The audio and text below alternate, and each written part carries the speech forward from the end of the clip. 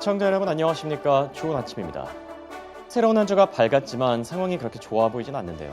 트럼프 대통령의 위협과 함께 현재 양측 협상이 파행된 걸로 알려졌죠. 심지어 이란 측 협상단의 경우에는 자리까지 이탈했다고 하는데요. 결국 헤즈볼라와 이스라엘의 이 갈등이 종전 협상의 발목을 붙잡고 있는 건데 그래도 협상이 완전히 끝났다고 보기엔 조금 어렵기는 하죠. 블룸버그와 로이터 통신도 협상이 중단됐을 뿐이지 결렬된 건 아니다라고 보도 중인데요. 현재 양측이 협상 테이블에 다시 앉게 될지 그리고 종전 협상을 이어갈지 조금 더 지켜보는 게 좋아 보일 듯합니다. 자, 이런 가운데 지난주 미국 증시는 노예 해방 기념일 준틴스 데이를 맞아서 휴장에 들어갔습니다. 하루 쉬어간 미국 증시가 오늘 밤에 다시 열리게 될 예정인데요.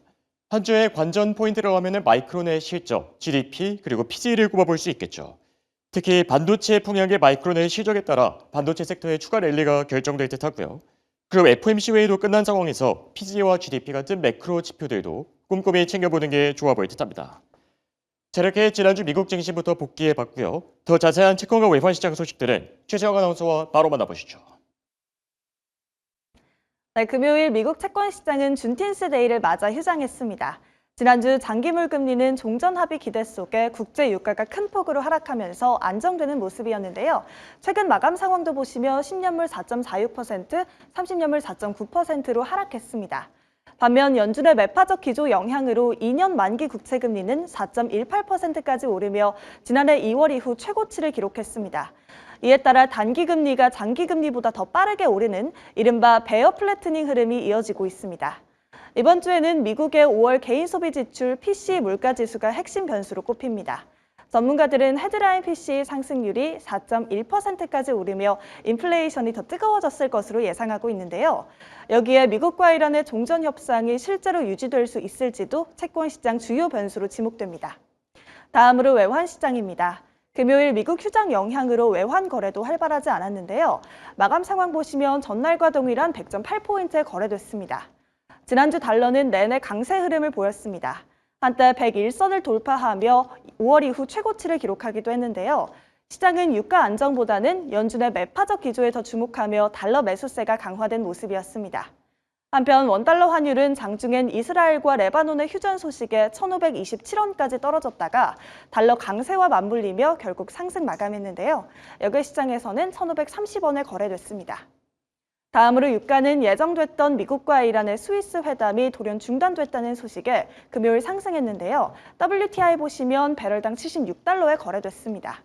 주말 사이에는 이란의 호르무즈 해협 재봉쇄 소식까지 전해지며 시장 불안이 다시금 커졌는데요. 21일 재개된 스위스 협상장에서는 이란이 트럼프 대통령의 위협에 반발해 80분 만에 자리를 떴다는 보도까지 나왔습니다. 이로써 중동 협상 상황에 따라 원유 시장 변동성은 커질 가능성이 있는 것으로 보입니다. 다음으로 금은 3주 연속 하락세를 이어갔는데요. 마감 상황 보시면 금은 온스당 4,172달러에 거래됐습니다. 높은 금리와 달러 강세가 금 가격에 부담을 주고 있는데 이에 골드만삭스는 12월까지 금 가격 전망치를 기존 5,400달러에서 온스당 4,900달러로 하향 조정했습니다. 마지막으로 비트코인 보시면 현재 64,000달러를 상회하면서 지난주 하락세에서 회복하는 흐름 이어가고 있습니다. 비트코인은 1년 전과 비교하면 49% 넘게 하락한 상태인데요. 시장에서는 장기 전망에 대한 기대도 이어지고 있습니다. 대표적인 디지털 자산 강세론자인 캐시우드 CEO는 기관 자금 유입을 근거로 향후 5년 내 비트코인 가격이 최대 125만 달러까지 오를 수 있다고 전망했습니다. 실제로 최근에는 거래소에 맡겨진 비트코인 물량도 줄어들고 있는데요. 투자자들이 단기 매도보다는 장기 보유에 나서는 움직임이 늘고 있다는 분석입니다. 지금까지 마감 시황 전해드렸습니다. 이어서 미국 특징주에 대한 자세한 이야기 미주알 시간에서 바로 만나보시죠.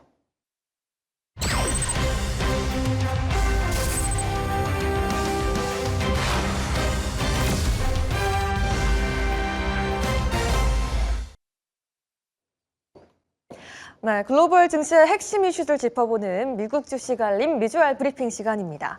지난주 목요일 기준 미증시는 미국과 이란의 종전 합의 기대감 속에 기술주까지 함께 상승하면서 3대 지수 상승 마감하는 모습이었는데요.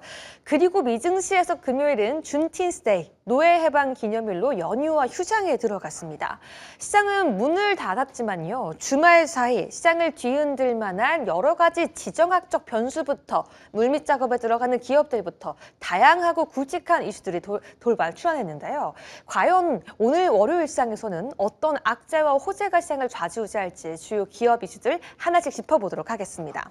먼저 첫 번째 섹터 함께 살펴보겠습니다. 중동의 지정학적인 변수부터 주말에 나온 특징주와 함께 짚어보려고 하는데요. 미국과 이란의 종전 합의 서명 사흘 만에 이스라엘의 레바논 공급 소식이 이어지자 이란이 호르무즈 해협 재봉쇄를 선언했습니다. 트럼프 대통령도 재타격을 경고하면서 압박에 나섰기 때문에 시장에선 불안감이 커지기도 했었죠. 다행히 현재 미군의 감시하에 선박의 통항은 이루어지고 있다는 소식이 들려오고 있고요. 스위스에서는 돌파구를 찾기 위해서 사자회담이 긴급 진행 중이라는 소식까지 함께 들려오고 있습니다. 그럼 주요 기업 이슈들 하나씩 체크해 보도록 하겠습니다. 먼저 엑슨모빌 등 유가 관련주부터 흐름 함께 짚어보도록 하겠습니다. 호르무즈 해협 공방으로 안정세를 찾아가던 유가 하락 배팅이 청산될 수 있다라고 시장은 배팅하고 있는데요. 스웨스에서 이뤄지고 들려오는 회담 결과에 따라서 유가가 다시 한번 요동칠 수 있어 월요일장에서는 유가 관련 종목들 다시 한번 재점검이 필요하다라고 시장은 평가하고 있습니다. 다음 기업도 한번 체크해 보도록 하겠습니다. 그럼 글로벌 보험사들은 현재 지정학적 리스크를 어떻게 평가하고 있을까요? 대표 보험사 처부의 흐름 함께 체크해 봐야 될 것 같은데요. 아무리 호르무즈 해협에서 이 운항이 회복된다라고 하더라도 안보 위협은 여전할 거다라고 시장은 평가하고 있습니다. 물류부터 해상 보험 리스크가 완벽하게 해소가 되기에는 시간이 훨씬 더 길게 걸릴 전망이라는 것이 월가 투자자들의 평가입니다. 마지막으로는 주말 사이에 흥행을 터뜨린 디즈니 기업도 함께 체크해 봐야 될 것 같은데요. 토이스토리5가 개봉 첫 주말 글로벌 수익 3억 1,200만 달러를 돌파하면서 시리즈 역대 최대 오프닝 기록을 세웠다는 소식이 함께 들려오기도 했습니다. 그럼 다음 섹터 함께 체크해 보도록 하겠습니다. AI 반도체 기업들의 동향부터 주요 실적 대기주와 함께 짚어봐야 될 것 같은데요. 시장을 지금까지 계속해서 이끌어온 AI 반도체 랠리가 하반기에도 지속될 수 있을지 이번 주 예비되어 있는 거대 이벤트에도 함께 주목해 보셔야겠습니다. 그럼 기업 이슈와 함께 체크해 보도록 하겠습니다. 먼저 아마존부터 함께 체크해 보도록 하시죠. 자체 개발한 AI 반도체 트레니엄을 외부 데이터 센터에 직접적으로 판매하기 위한 협상에 돌입했다는 소식이 들려왔는데요. 엔비디아의 독점 체제에 도전장을 내밀었다고 시장은 평가하고 있습니다. 다음은 이번 주 증시의 하이라이트라고 할 수 있겠죠. 마이크론과 함께 체크해 보셔야 될 것 같은데요. 현지 시간 25일 운명의 실적을 발표할 예정입니다. 당장의 숫자도 중요하긴 하지만 2027년까지 이어질 HBM 공급 전망에 대해서 경영진이 어떤 가이던스를 이야기하느냐에 따라서 미증시만이 아니라 그 외 한국과 외 국가들까지 반도체 투심을 결정질 핵심 이벤트로 시장은 평가하고 있습니다. 그럼 세 번째 기업도 함께 체크해 보도록 하겠습니다. 미국의 최대 슈퍼마켓 체인이죠. 크루고도 함께 살펴봐야 되겠는데요. 5년 만에 최악의 어닝 쇼크를 기록하면서 신저가로 추락했습니다. 고물가에 지치고 있는 소비자들이 지갑을 닫고 있다고 평가하고 있는데요. 과연 월요일 시장에서는 필수 소비재 섹터에서 전반적인 관망세가 이어질지 함께 주목해 보셔야겠습니다. 그럼 마지막 내용도 함께 체크해 보도록 하겠습니다. 마지막 섹터로는 돈나무 언니로 불리죠. 캐시우드가 주말 사이 포트폴리오를 재편했다는 뉴스가 들려왔는데요. 월가의 대표적인 혁신적인 투자자로 불리는 만큼 캐시우드가 어떤 과감한 리밸런싱을 표현하고 있는지 함께 체크해 보셔야겠습니다. 특히 빅테크의 독주 장세가 이어지고 있는 가운데 과연 캐시우드가 선점한 다음 주 시장의 주도주는 무엇일까요? 가장 먼저 로빈후드 이야기부터 시작해 보도록 하겠습니다. 개인 투자자들의 대표 주식 거래 플랫폼으로 알려져 있죠. 캐시우드는 오히려 로빈후드에 대해서 최근 주가가 단기적으로 급등하자 2,900만 달러 규모를 매도해서 발빠르게 차익 실현에 이어갔습니다. 그럼 과연 로빈후드를 팔고 어떤 기업들을 사고 있을까요? 이렇게 확보한 현금으로 과감하게 담은 종목 보시면 바로 코인베이스입니다. 최근 비트코인의 시세가 그렇게 긍정적이지 않았는데요. 가상자산 시장이 조정을 받고 있는데 오히려 이걸 역발상, 저가 매수의 기회로 삼아서 11만 주 넘게 추가로 담으며 비중 상향하고 있는 모습 특징적으로 눈에 띄게 나타나고 있습니다. 마지막으로 캐시우드가 담은 기업도 함께 체크해 보시죠. 비만 비만 치료제 대장주 일라일리 함께 체크해 봐야 될 것 같은데요. 테크 기업도 중요하게 비중을 가져가고 있긴 하지만 바이오 혁신 생태계로 눈을 돌리고 있습니다. 팽창하고 있는 비만 치료제 장기 성장성에 강하게 베팅하고 있다라고 시장을 평가하고 있네요. 연휴로 한 템포 쉬어간 미증시지만 주말 사이 지정학적 변수들이 다양하게 들려온 만큼 이번 주 미국의 GDP부터 PC 물가지수 그리고 마이크론의 실적까지 중요한 내용들 꼭 체크해 주시기 바라겠습니다. 지금까지 미주알 브리핑 시간이었고요. 시장에 대한 자세한 이슈와 브리핑, 월간 움직인 뉴스에서 지금 바로 함께 알아보시죠.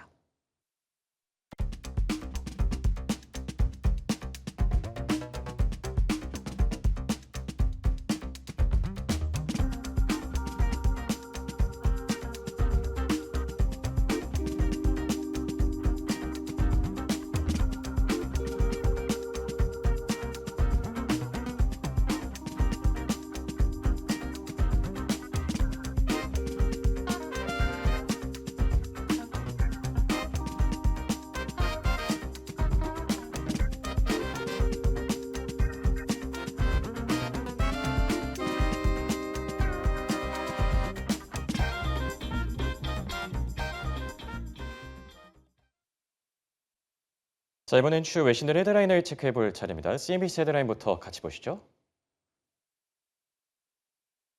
트럼프 대통령의 소식부터 체크해 봐야 될 것 같은데요. 트럼프 위협의 양측의 협상이 파행된 상태라고 합니다.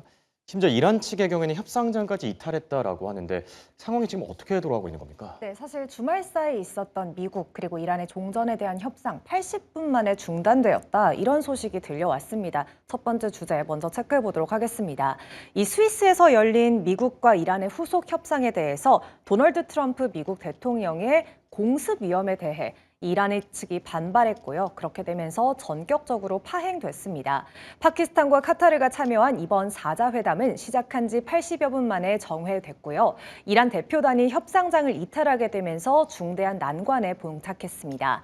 앞서 트럼프 대통령은 이란이 친이란 무장정파 헤즈볼라를 막지 않으면 강력하게 공습하겠다고 위협을 했고요. 이란 협상팀은 레바논에서 전쟁이 끝나지 않으면 다른 주제에 대한 협상은 진행되지 않을 것이라며 맞선 모습이었습니다.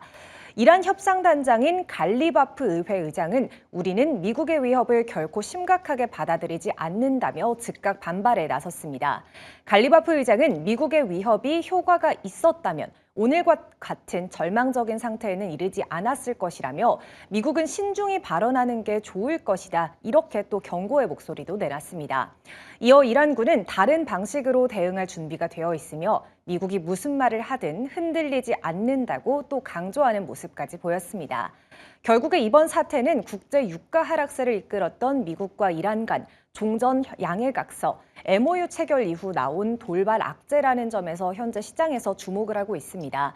호르무즈 해협 재개방 약속 등으로 한숨 돌렸던 중동 정세, 이 트럼프 대통령의 또 강경한 발언과 이란의 협상장 이탈로 다시 한번 얼어붙게 된 겁니다.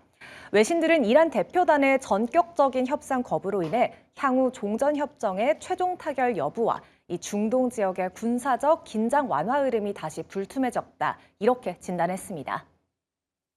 결국 또 제자리 걸음을 이렇게 걷고 있는 건데 트럼프 대통령 차라리 4자 회담에 나서지 않았더라면 어땠을까? 실무진들끼리 얘기를 나누는 게 차라리 낫지 않았을까라는 생각이 좀 드는 대목이기도 합니다.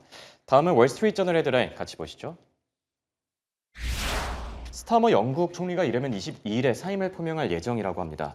실제로 사임할 경우에는 10년 사이 6번째 총리 사임이 되는 건데 아무래도 정책 실패 때문인 걸로 보여지고 있죠. 네, 맞습니다. 사실 스타머 총리 이 정책에 대한 실패 그리고 스캔들이 계속 있었던 총리입니다. 그렇죠. 그렇게 되면서 이번에 사명을 표명하지 않을까 이렇게 시장에서 보고 있는 겁니다. 이 키어 스타머 영국 총리가 경제 정책 실패 그리고 또 잇따른 스캔들로 인한 압박을 이기지 못하고 이제는 현지 시간 22일 사임 의사를 표명하지 않을까 이렇게 현재 유추되고 있습니다. 가디언과 옵저버 등 현지 대체들은 스타머 총리가 총리 관저의 공백을 최소화하기 위해 세심하고 점진적인 퇴진 절차를 밟을 예정이다. 이렇게 보도를 했는데요. 임기 초부터 경제 실책 그리고 지방선거 참패로 위기에 몰렸던 스타머 총리는 최근 성범죄자 제프리 앱스타인과 연루된 인물을 주미 대사로 임명하는 스캔들까지 터지게 되면서 현재 입지가 극도로 좁아졌습니다. 여기에 내각의 핵심 측이던 존 힐리 국방장관마저 총리 리더십을 강하게 비판하게 되면서 전격 사임했고요. 이 내각의 통제력을 완전히 상실한 상태였습니다. 자, 그러니까 정책 실패부터 또 스캔들까지 이어지면서 지금 이렇게 권력 구도가 좀 바뀔 걸로 예상이 되는데 향후 당내 권력 구도가 영국 정계에 미칠 파장에 대해서는 어떤 평가들이 나오고 있죠? 사실 이 차기 총리 자리를 둔 경쟁 이미 이제 시작되었다 이렇게 보여집니다. 이 당내 리더십 교체에 대한 압박이 이제는 정점에 달한 가운데 이 차기 총리 자리를 둔 경쟁은 이미 본격화된 모습이었습니다. 특히 이렇게 유력 주자다라고 불려오던 이 앤디 번햄 그레이터 맨체스터 시장이 최근 보궐선거에서 압승을 거뒀고요. 의회 복귀에 성공했습니다. 그렇게 되자 입지를 잃은 스타머 총리가 경선 전 선제적 사임으로 방향을 틀었다. 이런 분석이 나온 거 있는 겁니다. 이 스타머 총리가 최종 사퇴하게 되면 영국은 최근 10년 사이 무려 6명의 총리가 중도 퇴진하는 불명예를 안게 됩니다. 이 법에 따라 조기 총선 없이 노동당 자체 경선으로 새 총리를 뽑을 수는 있지만 외신들은 이처럼 지나치게 잦은 총리 교체가 영국의 고질적인 정치적 불안정성 그리고 또 국가적 위기를 대외적으로 드러내는 것이다. 그렇게 되면서 다시 한번 뼈아픈 계기가 될 것이다 라고 우려하고 있습니다. 자, 끝으로 블룸버그 통신 헤드라인 같이 확인해 보겠습니다. 반도체 풍향의 마이크론의 실적 카운트다운이 시작됐습니다. 현지 시간 24일, 그러니까 우리 시간으로 목요일 새벽에 공개가 될 텐데 월가에서는 어떤 평가들이 나오고 있습니까? 네, 사실 이 반도체 업황, 이 기업들의 실적이 곧 이 시장의 호황을 보여주는 이를 증명한다 이렇게 볼 수 있겠는데요. 그렇죠. 이번에는 글로벌 메모리 반도체, 이 마이크론의 실적이 곧 발표될 예정입니다.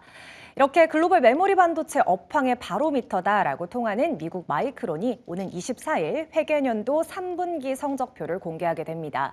이 시장에서는 마이크론이 사상 최대 규모인 351억 달러 상당의 매출을 기록하게 되면서 이 자체 가이던스를 뛰어넘을 것으로 예측하고 있는데요. 이 마이크론이 이처럼 공급 부족에 따른 가격 상승 그리고 대규모 AI 인프라 수요에 힘입어 이 어닝 서프라이즈를 예고했습니다. 그렇게 되면서 글로벌 메모리 시장의 역대급 호황을 입증하는 선행 지표로서 이 전 세계 투자자들의 이목이 현재 집중되고 있습니다. 슈퍼사이클 기대감도 갈수록 커지고 있는 것 같은데 반도체 투톱 삼성전자와 SK하이닉스 전망은 또 어떻게 나오고 있죠? 네, 사실 마이크론과 함께 봐야 되는 게 국내 기업이죠. 그렇죠. 삼성전자 그리고 SK하이닉스일 텐데요. 이쪽에서도 또 시장의 이 메모리 호황 기대하고 있지 않나 이렇게 보여집니다. 이 국내 양사의 2분기 합산 영업이익이 최대 160조 원에 달하기 때문에 이 사상 최대 분기 실적을 완전히 갈아치울 것이다라는 낙관론이 현재 지배적입니다. 삼성전자는 2분기 영업이익이 최대 92조 원, SK하이닉스는 71조 원까지 치솟게 되면서 지난 1분기 기록을 단 한 분기 만에 경신할 것으로 현재 관측이 되고 있습니다. 이 북미 데이터 센터 중심의 서버용 메모리 수요 폭증으로 이 올해 글로벌 메모리 시장 규모가 전년 대비 4배 이상 커지게 된 1,500조 원대까지 비대해진 결과다 이렇게 볼 수 있겠습니다. 전문가들은 강력한 AI 서버 투자 그리고 HBM 공급 부족 강도가 심화하고 있는 만큼 공격적인 가격 협상력을 쥐고 있는 양사의 실적 랠리, 이 내년 상반기까지 거침없이 이어질 것이다 이렇게 내다보고 있습니다. 마이크론의 실적 기대해보는 게 좋아 보일 듯합니다. 슈퍼사이클 기대감을 더욱더 키울 수 있지 않을까 생각이 들고요. 끝으로 내일장 체크 포인트도 같이 한번 확인해 보시죠. 내일은 크리스토퍼 월러 연준 이사의 연설이 예정돼 있습니다. 금리 인하에 좀 힘을 실어줄 발언들을 내놓을지 지켜보는 게 좋겠고요. 중국의 6월 대출 우대금리 LPR과 함께 유럽연합의 소비자 신뢰 지수까지 같이 잘 챙겨보시길 바랍니다.